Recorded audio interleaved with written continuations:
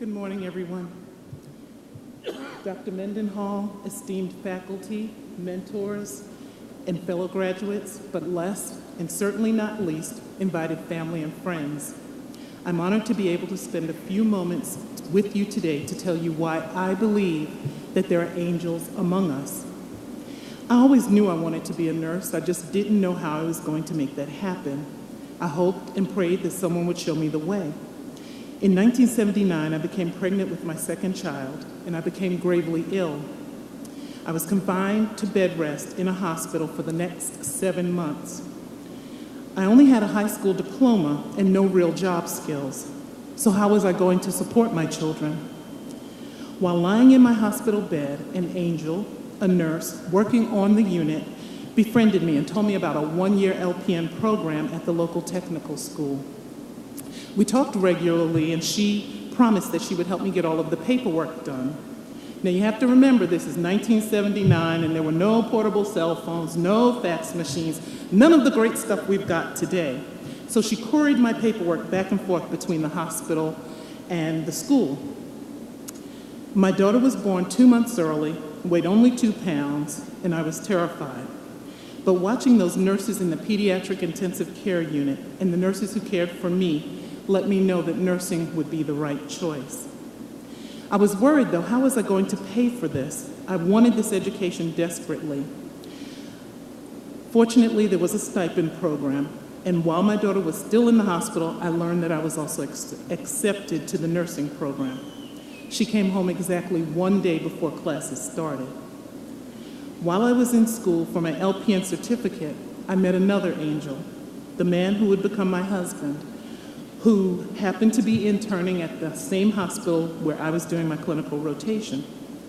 Throughout the rest of my LPN training, my subsequent return to school for an associate degree, and now my bachelor's degree, he has been my staunchest supporter. He has cheered me on every time that I wanted to give up.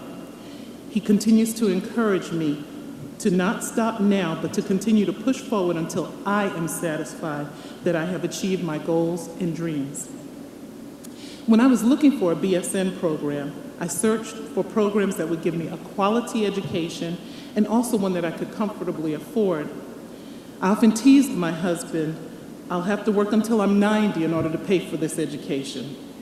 But thankfully, in my search, I found that there was a school founded by 19 governors who got together and looked for teachers, nurses, other professionals who wanted an education, one that they could afford. They looked at the cost of education and encouraged men and women to move at their own pace to accomplish this educational dream. Western Governors was everything I wanted in a school and more. It almost sounded too good to be true. I further learned that those governors and the men and women that make up the faculty and mentor staff of WGU really understand the value of mentorship.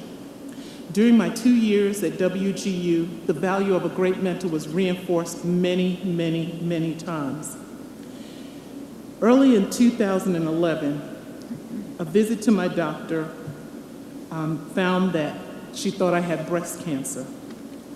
My mentor at that time, Miss Cassie Foote, was extremely understanding and kind, but more importantly, she reminded me that I was part of a school that was flexible and could work with whatever situation came up.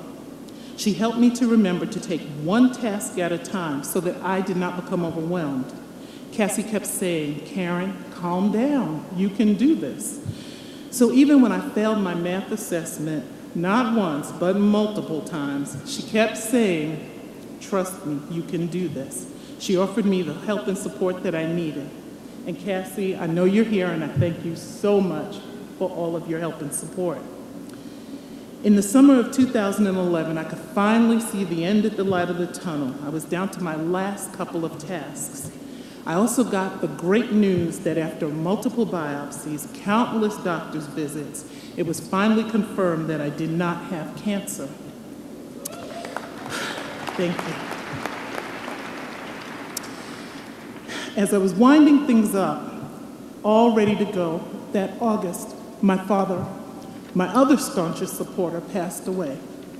Today marks exactly 6 months to the day that my father died. So regaining focus to complete my education at that point was really hard. But that's when, once again, Cassie Foote stepped in. She stayed right by my side. There were multiple cards, emails, phone calls, every day, every week, just to make sure that I kept my focus. She kept saying once again, the goal's in sight. I thought I was done. Well, then in September, I had to have spinal surgery. One task left to go, and there was Cassie, still calling, still right by my side.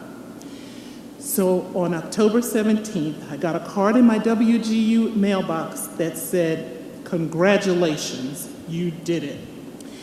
The elation that I felt at that moment was almost indescribable. It was just shy of the emotions that I feel right now. In closing, I want to give a heartfelt thank you to the administration, the faculty, the mentors, and all the other WGU staff for putting the needs of us, the students, first. Yes, I do believe that there are angels among us, those who nurture us, guide us, and help us fulfill our dreams. And many of them, I believe, work right here at Western Governors University. Thank you.